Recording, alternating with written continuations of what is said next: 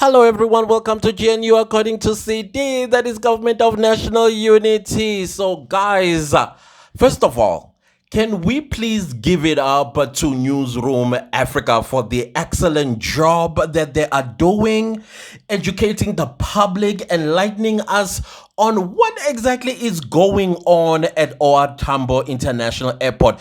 I mean, you guys, if you have heard me in the past regarding this very issue, especially when it comes to the white powder mules, I would always say, wait a minute, every report that you hear, they would say that it was a tip-off. It was a tip-off that there is going to be somebody, this is the description, who's going to come out of this flight coming from Sao Paulo, Brazil, and they are carrying white powder. Who is the tipster? Who is the tipster? Because to me, what they're basically saying is, at our Tambo International, there is or are people that are going to be assisting these mules to give them a clear corridor out of the airport into South Africa. And then the mastermind will be on the other side, and then they go off into the sunset to go destroy the people of South Africa. I've always asked that question, and I am still saying to this very day, the people that needs to be investigated are the airport staff at customs. Those are the people that have the power to open a corridor for you to get through these unwanted poisonous product that they're bringing to our airport. Now, the one that I didn't think about was what this lady in this video is saying. I'm like, oh, that's quite smart. But here she is. The sounds of baggage wheels clanking through the immaculate airport floors and travelers standing in single file often give a deceptive look of class when compared to other modes of transport.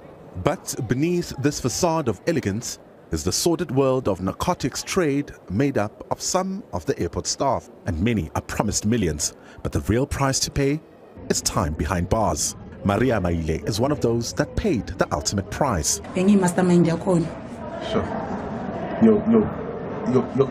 Bengibanikeza i-idea yokuthi izinto lama passenger from that side ukuthi ukuze bezobona basurvive e-airport kumele bazifake kuphi, bese mina ngibathathele i-video bese nginikeza umnikazi yena uzoyisendela bona that side, and then uyazi ukuthi okay makangena eflightini first thing lekumele yenze, and then uyazi ukuthi kumele athathe lezi zinto ayozibeka kuphi, and then makaqeda ukuzibeka kumele athathe i-video futhi ayisendele umnikazi, and then umnikazi mina ngibonise ukuthi okay Maria umsebenzi so ready, yonke into i-ready la uthe bayifake khona bayifakeni, and then mina my duty the following day ukuthi ngiye ngifike ngipick up lo msebenzi lo yena uphuma aircraftini angana next. The toilet of the aircraft and the seats in the business class section were Maile's areas of operation. A risky and dangerous job that earned her money she had never held in her hands before. Trafficking drugs was first sold to her as a business of selling hair and perfume by a Nigerian man who had identified her by her airport uniform and asked to exchange numbers. Wamfonela sa arrange sahlangana, and then la hlangana khona ila wangitshela khona ukuthi no ngakhona ukum-assista ukuthi abantu bakhe ngababuya from Brazil bashiye izinto e-crafting, and then mina ngizokwazi yini ukungena ngaphakathi ngizithathe lezo zinto lezo, in other way kumele mina ngiriskwe abantu bakhe ukuthi bangaboshwa.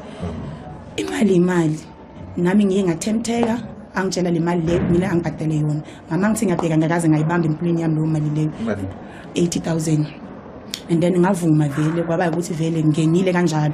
This was a lot of money for a 24-year-old whose dream of becoming a medical doctor had fallen through the cracks of a broken childhood. So ngiqale ukuzimela at the age of 12 years, so ngathola umntwana mina 14 years ngisasemncane nalapho bengahlali khona ekhaya bese ngisihlalela ngedwa ngikwazi ukuzenzela yonke into at the age of 14 years.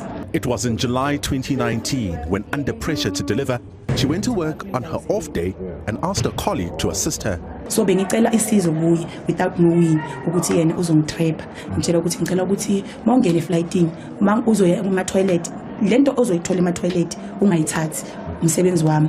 Why bengimtshela kanjalo? Because naye ngisihlangane 2 times or 3 times ema-aircraftini ahlukahlukene awuyenza nomsebenzi. So that's why nami ngiye ngaba nesibindi sokuthi as a colleague ngimcela ukuthi angisize, and then yena wavuma ukuthi uzongisiza. Last chat khona ngimnikeza ama-information ukuthi i-toilet engiyisebenzisa is L61, i-passenger iyofika ngelanga eli-4. So yena umsebenzi kumele uyenze ukuthi angibackup kulama colleagues wakhe abanye engingabazi ukuthi bayawuyenza lo msebenzi or abawuyenzi. Wavuma wathi imali ayifunayo yena because angeke ariske ngomsebenzi wakhe ufuna 200,000, and then wavumelana ukuthi vele bazomnika le 200,000 leyo.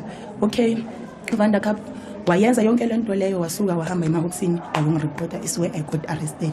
At the time of her arrest, she was 2 months pregnant with her second baby. Ngazala lana mntanami ngimkhiphe 2022 March, ana 2 years. And letting go, what was that like? Bengula, bengihlanyela everyone. Member, captain, head of prison, bengakhona ukhopha. But ngiyabonga ngoba iprison iyangi-understand ukuthi ngisafara from anxiety, azange bangithathela iy'nyathelo zokuthi bangiphanishe ini. Instead of bangiphanishe bangiyise endaweni right ukuthi ngithole usizo ukuthi namhlanje ngize ngizithole ngila ngikhona khona.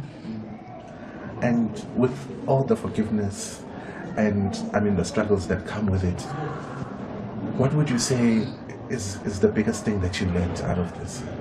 Ngifunde since ngila prison, after yonke lento yenzakalile life yami, ngifunde ukuthi umuntu kumele wamukele i-situation yakho, uneliseke ngalokho nakho. Her 2 children are now in the care of her grandmother while she works on turning her life around behind the high walls of the Johannesburg Correctional Facility, a place she will call home for at least 15 years. This is a sentence that came into effect in July 2022 after spending 3 years on trial with no bail. Now, as life would have it, nothing lasts forever. In Zulu, ongapheli kuyahlola. So this lady, as you can hear, she met a person from Green, White and Green who basically offered her 80,000 Rand to go and fetch merchandises, of course, in air quotes here, in a flight that is coming from Brazil, and then bring that stuff to her so that the mule would be protected from arrests. Hey, people, it looks like there are more creative ways of how these people are doing things. So clearly, before a flight disembarks, the intelligence need to do a clean sweep. They need to go into these business classes, first classes, particularly coming from the usual suspect countries, your South Americas as well as your Southeast Asia, and they sniff every seat before everybody disembarks, by the look of things.